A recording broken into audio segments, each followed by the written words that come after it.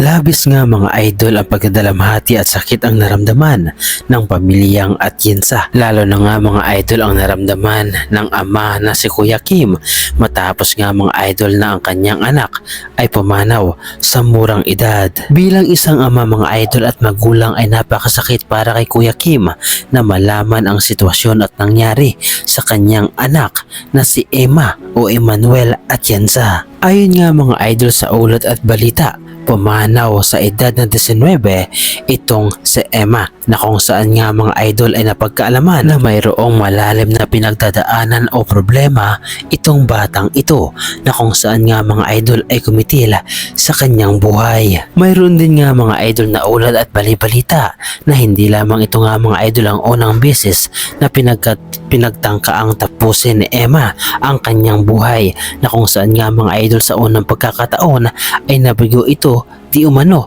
Subalit itong pangalawa nga mga idol na kanyang sinubukang muli ay dito nagtagumpay na tapusin ang kanyang buhay. Hindi biro nga mga idol ang pinagdaanan ng batang ito na kung saan nga mga idol ay nagkaroon pala ng depresyon. Ayon nga mga idol sa sariling karanasan ni Emma na kung saan nga mga idol ayon sa kanya, siya di umano nga mga idol bata pa lamang noon, 3 taong gulang ay tinatakot na siya ng kanyang yaya. At sa murang edad nga mga idol ay naranasan di umano ni Emma na siya ay magkaroon ng sobrang takot lalo na sa mga ipinaparanas sa kanya di umano ng kanyang yaya na kung saan nga mga idol ay daladala niya hanggang sa kanyang paglaki.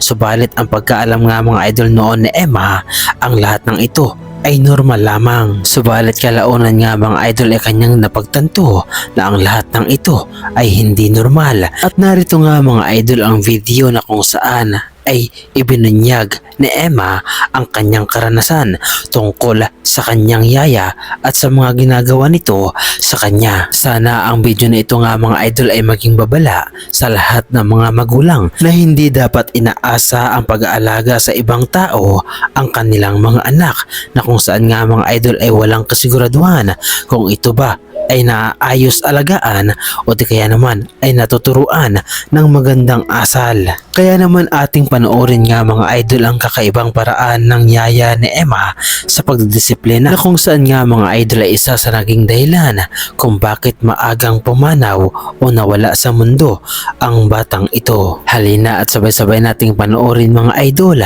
dito lamang sa Opinion Mo TV.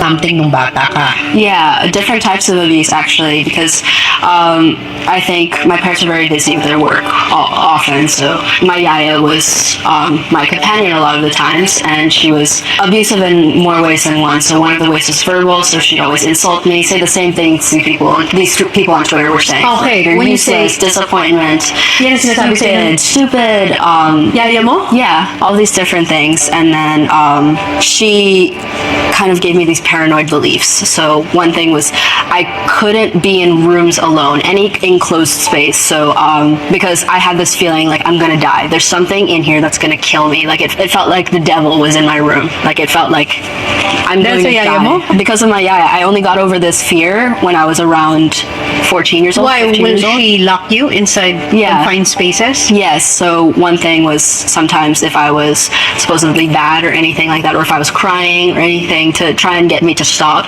she would get like a stuffed toy and she'd say, this stuffed toy is gonna kill you. It's gonna do this to you and that to you. She put the stuffed toy in the closet and she'd lock me in the closet. And then I was a toddler, I was like 3 years old, so I would always think like, this stuffed toy is really gonna kill me, I'm gonna die, I'm gonna die, I'm gonna die. Did you ever tell your parents what you were going through? When I was older, because at the time I didn't realize it wasn't normal. Oh.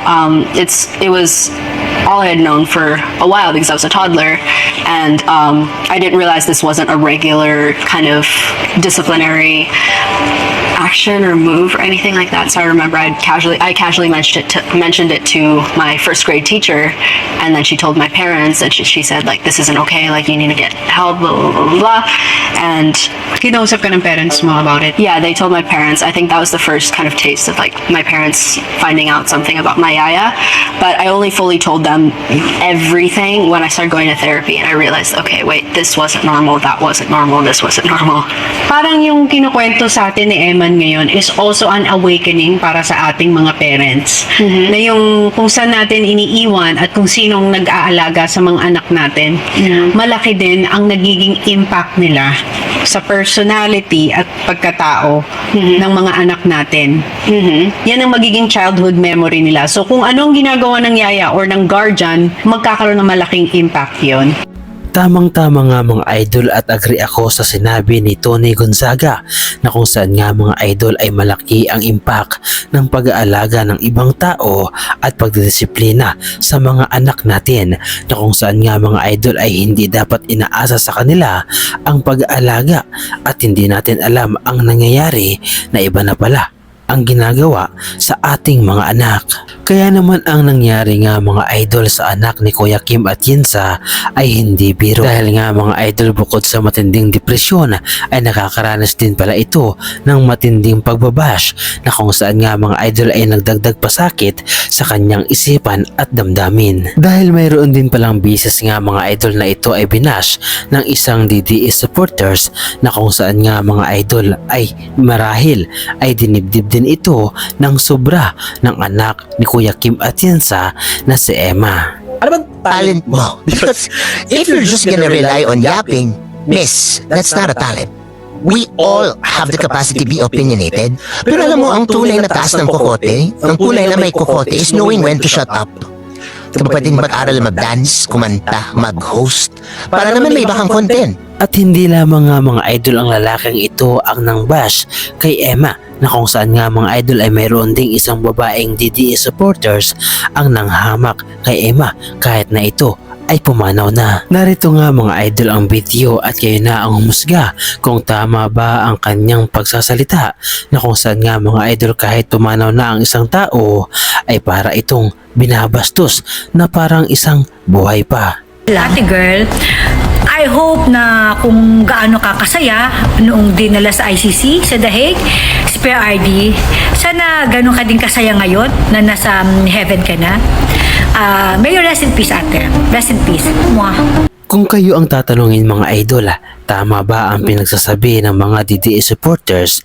Ang mga pananalitang ito ay normal lamang ba para sa kanila? Ang buhay talaga ng isang tao mga idol ay napakadali lamang, at kahit sa isang iglap nga mga idol ay maaari tayong bawiin ng buhay. Subalit palagi nating tatandaan mga idol na hindi tama na sarili mismo natin ang kumitil sa ating sariling buhay, dahil ang pagkitil nga mga idol sa ating sariling buhay na ibinigay sa atin ng ating Panginoon ay hindi tama, at hindi gusto ng ating Panginoon na tayo ang kumitila sa ating sariling buhay, dahil ito nga mga idol ay dapat nating inaalagaan, minamahal, at kung mayroon man dapat nga mga idol na kumuha ng ating buhay ay ito ay walang iba kundi ang ating Panginoon din, na siyang nagbigay ng buhay natin. Ganoon pa man nga mga idol ang nangyari ay dapat pa rin nating respetuhin nga mga idol, lalo pa ang pamilyang nangulila sa pagpanaw ni Emma